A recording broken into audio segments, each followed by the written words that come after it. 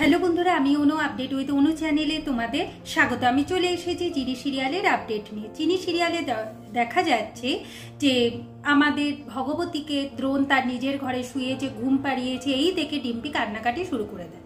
এখন তার মা দিদা বলে ডিম্পির কি কোনো ভ্যালু নেই দ্রোণের কাছে। দ্রোণ বলে সে নিজের থেকেও ডিম্পিকে বেশি ভালোবাসে, কিন্তু ভগবতীকে মাকে খুঁজে পেতে হবে। তাই একটা মেয়ের যখন ট্যালেন্ট আছে, সে যদি গান গায় তাতে যদি সাহায্য করি তাতে অসুবিধাটা কিসে। এখন ভগবতী তো ভয় পাচ্ছে, যেহেতু ও তো এই বাড়ি থেকে যেতে পারলো না, আবার তো তাকে নানা কথা শুনতে হবে। এখন দ্রোণ বলে ভগবতী এরকম ভয় পাওয়ার দরকার নেই, তুই চেষ্টা কর এই কম্পিটিশনে গান গাওয়ার, দিয়ে এই বাড়ি থেকে চলে যাওয়ার চেষ্টা কর, যেটা তুই মনে প্রাণে চাইছিলি। এরপর দ্রোণ ভগবতীকে নিয়ে যায় ফর্ম ফিল আপ করায়, আর সেই ফর্ম ফিল আপ করতে করতে ভগবতীকে ভালোবাসে, যা দেখে ডিম্পির হিংসা হয়। ডিম্পি আবার মাকে এসে বলতে থাকে। এখন অপালা বলে তার বাবা তো ডিম্পির জন্য কিছু করবে না, তার মাকেই কিছু করতে হবে। এরপর অপালার মা অপালাকে বলে দ্রোণ তো তোর কোনো কথাই শুনছে না, তবে খেয়াল রাখিস চিনি কিন্তু আবার ফিরে আসতে চলেছে।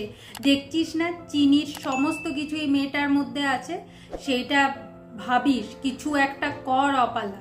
অপালা এরপর ডিসাইড করে যে সে জাজ হবে না। যা শুনে অপালার মা অবাক হয়ে যায়। ডিম্পিকে বলে ডিম্পি তুমি কষ্ট পেও না, দেখো না কিছু একটা তোমার মা করবে।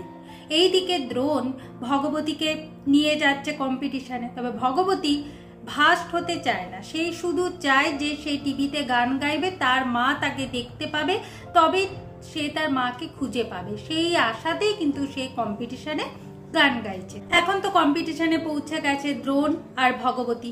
আগামী পর্বে দেখা যাচ্ছে মা বাবার পরিচয় না দেওয়ার জন্য ভগবতীর গান গাওয়ার সুযোগ পাচ্ছে না। এখন এটাই দেখায় যে দ্রোণ কি ভগবতীকে তার নিজের সন্তানের স্বীকৃতি দেবে।